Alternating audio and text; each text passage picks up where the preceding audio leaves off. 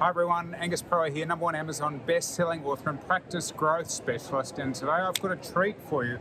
I'm joined by Frank Papadopoulos, I pronounced that okay? Perfect, good, from Dental4Windows, one of the original founders. Welcome, Frank. Yeah, thank you for having me on your program.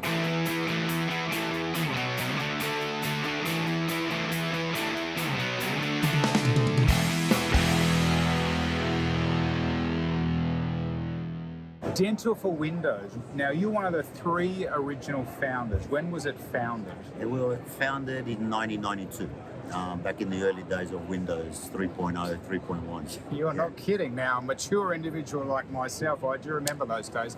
In fact, I was married in 1991, so I remember 1992. That was a good year. It was a good year. It was back in the early days of marriage, no kids. You know, it was 2 incomes. These were happy times. They're happy times. So tell me, what led you to create what has now become? I assume Dental4Windows is now a global product, isn't it? It is. It's passed from Australia. It's in areas of Europe, Eastern Europe, the Middle East, New Zealand, Singapore.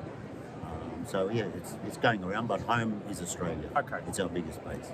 And like personally, I love these stories of, you know, as I say, from little things, big things grow. Yes. You've obviously put in a certain level of blood, sweat and tears to get to this point, but here we are, little old Australia. It started with an idea, I guess, and then suddenly we've gone all around the world. Not suddenly, it's taken a lot of hard work. Yeah. What caused the start of Dental4Windows? The start, I graduated at Sydney University, and that was as a dentist. As a dentist, okay, yeah. all right, that's a good start. So I started there, and in 89, I graduated 88. In 89, I opened up my dental clinic.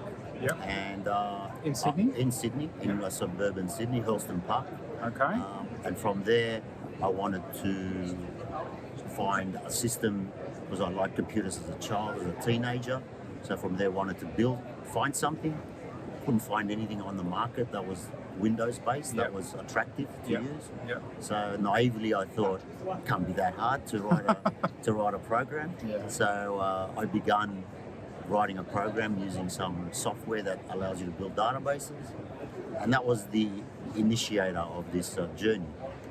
Got stuck, terribly stuck in 92, and just rang up a support company that provided this database to help me, and at the other end happened to be what is today one of the other founders, Dr. Yuri Tsimbler. And from there, our third founder, Mr. Michael Sokol, he's also our partner. And together we started on the journey. You've got the thing that's popping into my mind as you're saying this is a very interesting ethnic blend, a little like the founders of Google, if I'm not mistaken. Oh yes. They also got, there was I think one of the founders is of Russian descent. Yeah. I'm going to take a wild guess and say your surname's Greek. Very much so. Yes, no, I picked that one up. The Smith of Greeks. Which is good actually, because it's, I know we're digressing about names, but it is one name that's actually reasonably well known in Australia, isn't it? True, yeah. It is very well known. So there we are, 3 founders, like all good businesses, started with solving a problem. Yeah. In fact, I have to say, I think back, 1992, like there were not a lot of people had computers in their houses in those days. It was very difficult up until 2000, to be honest, at the time. But we all had the desire to do something, and we weren't making any income out of it, but we were building something that was really appealing.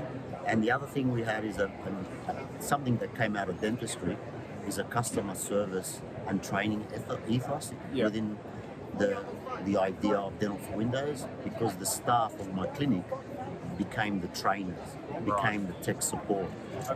And we all wanted to treat other dentists as you would treat a patient. So you were practicing dentistry during this whole time? Entirely, yeah. Any spare hour was left was for working on the software. The same with my other partners. We were all just working at it together. And over the early years, it took a while until we built a product that was reasonably well known and well supported, which was a very big thing, because like you said, there wasn't that many computers out there. People wouldn't even know how to use a mouse. Well, we bought our first computer, I think, in 1997 or 1997. Home computer, I mean. So you're well ahead of the curve there. Now, Frank, obviously things have moved on a heck of a lot, and I've been in the dental industry about 5 years. I heard about Dental4Windows very early on, so it's pretty widely known. But the one area I wonder whether people know about is one of your newest initiatives, which is a marketing module. And your team's given me a look under the bonnet. It's a pretty neat system. Tell us a bit about that. Well, with Dental4Windows marketing, we've partnered with a specialist printing and marketing company, and together they provide content and also the ability to print materials of extremely high quality and post it at a very reasonable rate, all automated.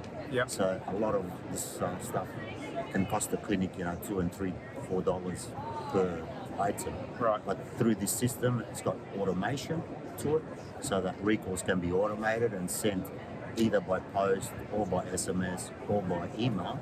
But the post products can go through this channel, and for a very reasonable amount of money, the clinic can have what feels like a very big marketing department behind them. I think the thing that I like most about it, most dental marketing I see I would describe as shotgun marketing. For the uninitiated, a shotgun does that. It's kind of like, let's shoot in a general direction and then let's hope that one of the pellets catches someone. But it seems to me that this system allows you to do much more laser focused, where you can say, well, let's send this message to all the people in the practice that have had that service or had that situation. That's right. And as a marketer, that's quite tantalising. It runs off the query engine, so we've got the recalls that are based on people's types of treatment, and that can be every 6 months. But then you can do ad hoc queries, or even regular queries for that matter, and you can start to filter down into the minutiae and try to find a group that you want to target. And again, you can send it through this channel. And I think the other thing that I like about it is because, if I can be brutally honest, your average dentist, and you're a dentist, I mean, it's not like you don't have 1,000 other things to do, and of course your training's not in marketing. It would be lucky to be one in 1,000 dentists that I'd meet that's had some marketing training. And so, in many ways, you've done the hard work. It's there. You've got examples. I've seen all the examples you can send out. I really like the mail part. I mean, because you know what it's like for most of us. We are not receiving stuff through the post these days. It's a bit of a novelty when something turns up. And if you look at your email, it's just chock-a-block full of rubbish. So you're not going so the message gets lost automatically. So mail is a little bit coming back in vogue, especially high quality mail. Awesome. Thanks so much for your time, Frank. Thanks. It was a pleasure. Thank you. All right. See you next time on Marketing Monday.